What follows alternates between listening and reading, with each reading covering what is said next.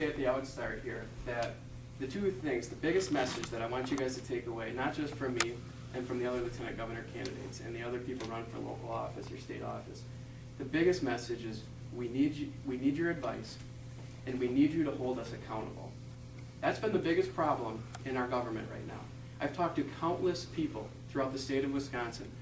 About a third of the room, wherever I go, is brand new people involved in the process. I was in Washington County one night, and the guy was really timid. He kind of came up, and I said hi to him, and we just had some small talk. And he said to me, you know, I was really actively involved in 1993, 94 when that movement was so strong. And he said, you know what, it feels similar to today. But you know what let me down? He said, politicians did not follow through with what they said they were going to do. We had this great contract with America. We were going to reform the system, and everybody let us down. So that's the number one thing I want to make sure that you guys get across today, is we need your advice, we need your involvement and input, and you have to hold people accountable once people are elected. Now I want to tell you a little bit about myself. I'm a product of Wisconsin.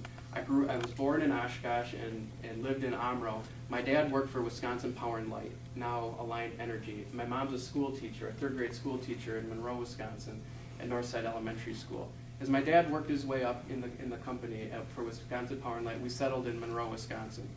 So I lived there from about third grade on, graduated from high school in Monroe, and then went and played basketball at the University of Wisconsin-Oshkosh, small Division III school, and got my business degree in marketing from Oshkosh. Then after that, I've spent the last decade, essentially, in public service, and I've also worked for a small real estate company, a small family business, Hedman Real Estate Company, down in Monroe. And I'm currently the Oregon Area Chamber of Commerce president. And I think that is significant. I bring it up because of the job situation in the state of Wisconsin. We have to reform what we're doing, and I have some specific ideas on how I think we can turn our job climate around. When I was asked to come here, I was very excited about it. When I first started to learn about the 912 groups, I thought it was very important. Primarily because if you look at the decade that I've spent in public service, I've spent some time in the state assembly. I've worked in a governor's office, worked in Governor Thompson's office on his tax and revenue policy team. And then when President Bush asked Governor Thompson to go out to Washington, D.C. And serve as the Department of Health and Human Services Secretary, I had the fortune and the honor to go out with him and get some experience at the federal level. And the most memorable experience that I've ever had in my decade of public service has been 36 hours after 9/11 happened. All of you remember it very well. But we were working at the Department of Health and Human Services. And I was on the phone with somebody and said, you have to turn on the television. There are planes that are hitting the World Trade Center. Turned it on, and we were right across the street from the Capitol building at the time. And then you hear about this other plane in Pennsylvania that may be coming towards the Capitol or the White House. Not sure about biological weapons. And I remember very vividly the scattering around the Secretary's office and that floor, making sure that we were getting things done. And Secretary Thompson showed very strong leadership at the point. And those of you who know Governor and Secretary Thompson know that he wants to be the #1 person at ground zero, like, immediately. But within 36 hours, I had the fortune to be able to go with him. Such a humbling experience to be at ground zero. And the sights and the sounds and the smells of that time will never, I won't ever forget that experience. And one thing, and you guys have seen these pictures on the internet, it says, over one of the buildings overtowering ground zero, it says, we will never forget. And I think that's the inspiration, the founding behind this 912 group. And that's why I bring up that past experience, because we can't forget the things that went on that day. But even more importantly, what we see, and what I've seen in my 3 terms since I've been back in Wisconsin, originally I came back and served as the Chief of Staff to State Senator Joe Lightpond, have experience in the State Senate. Then also, when I ran for office for the Assembly and have been elected 3 different times, what I've seen is a slow erosion of our rights and our freedoms and our liberties at the local level, at the state level, and absolutely at the federal level. And that is what has to change. That is what has to be reformed. Simple things like helmet laws for motorcyclists. Simple things like mandating primary enforcement of seatbelt.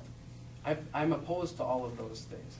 And you know, when we were actually in charge and I was on the Transportation Committee, I voted against the mandatory seatbelt. I bring that up because it's one of those small pieces that says we need more freedoms. What about whatever happened to personal responsibility? I mean, that's what we're losing. And everyone just has a knee-jerk reaction. Well, government can help us out. Government will get involved.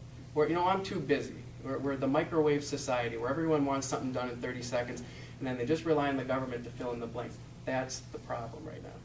And you can look at all the entire series of issues and problems that we've had. Now, I'm running for lieutenant governor. I have 3 young kids at home. I have a son, Will, who's 5. I have a daughter, Audrey, who's 2, who's absolutely going on 30 right now. She is redefining the terrible twos. She's the type of girl that will melt your heart and give you a hug and then kick you in the shin the very next moment. But my wife and I also had a son about 9 weeks ago now, on October 6th, Samuel. Sam is his name. Those guys are the reason why I'm running for lieutenant governor. I want to use the experience that I've had at the federal level, at the state level, both in the assembly, in the governor's office, and at the state senate, and then the experience that I've gained working in the private sector for the small family real estate business, and as the president of the Oregon Area Chamber of Commerce, to create and grow jobs in the state of Wisconsin. Let's take a look at the job situation. 230,000 jobs Wisconsin's lost since the recession began. And the number, I believe, is going to continue to grow. I've talked to a lot of small business people that are saying it's starting to see some optimism. But when I go out and talk at a pancake breakfast, spaghetti dish, people aren't feeling that. The business leaders are saying it might start to get better, but what's impacting us is I'm still hearing people about losing jobs and losing their benefits. That's the difficulty. So we have to do a better job. We've got to do things like making sure small businesses have flexibility in the expense deduction so they can write off more money like the federal government can, from $25,000 to $50,000.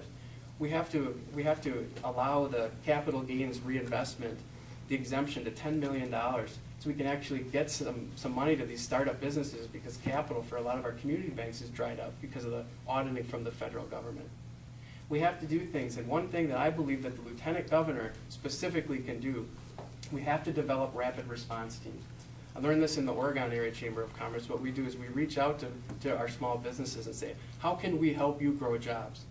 Sometimes it's just retaining those jobs that we have. In Wisconsin, we do a great job on the back end. If companies are leaving our state, we run to them and say, how can we help you? Well, guess what? It's too late at that point in time. You need to be proactive. You have to go out there, sit down with these companies, and say, what can we do to help you? I was visiting with a business in Madison recently, and I said, who would you call in the government to help you out? He looked at me with that blank stare and said, first of all, that's the first time I've ever heard anybody ask me that question. Second of all, are you crazy? I wouldn't call anybody. Government's got to stay out of my life, stay out of my business. They're always just getting in the way. Just imagine if you had a government that partnered with you and said, how can we actually help you streamline the rules and regulations? How can we lower the tax burden, provide better, more efficient service delivery, and actually turn our state back around? And I could talk on and on about jobs and economic development. I feel so strongly, I'm passionate about it. We also have to reform our healthcare system and bring healthcare costs down, because that also is leading to a lack of economic development and job growth in our country. Finally, I'll close with education. I'm very passionate about education, mainly because of my kids, but I'm also the ranking education committee member on the Assembly Committee. I was the chairman 2 years ago. We fought very hard for choice, for additional charter schools. Racine should have choice and charter flourishing around here. We should be when the teachers union, you asked about a great question, who's the enemy? If you ask me that question, teachers union. And not locally. Locally, I talk to people locally and they get it. I mean, they absolutely get it. They're like, I understand, I got to pay those dues, and I explain to them that they don't have to send those dues to the teachers union. They are standing in the way of progress. In the Assembly, I've been one of their lead targets every single one of my elections. Special interest groups have spent about $1 million to try to beat me every single election cycle. And I got to lead the budget amendments against the teachers union. 2 o'clock in the morning during the state budget process, when they're repealing the QEO and changing the arbitration that's going to increase your property taxes, I was the one to lead the amendment to try to put the QEO back into place, to put those cost controls on. The only people, the only members of the public, citizens of Wisconsin, that were up in the public gallery were the 5 paid teacher union lobbyists staring at me while that was going on. But those are, you can't be afraid of them. If we're going to reform our education system, some of those things absolutely have to happen.